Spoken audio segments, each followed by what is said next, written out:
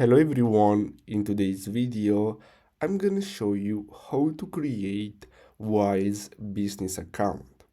So the first step is to simply go to wise.com and then you're gonna get redirected here. So simply click on the business tab at the top of the page, and then you're gonna have to, so let me change uh, the language. So let's see, United States, and now let's see. So now, as you can see, you're gonna have to click on create account, and then you're gonna have to simply enter your Wise business account. Now after you do that, you're gonna have to enter your own personal details, such as first and last name, your address, and your business information, and then you're gonna get access to Wise business.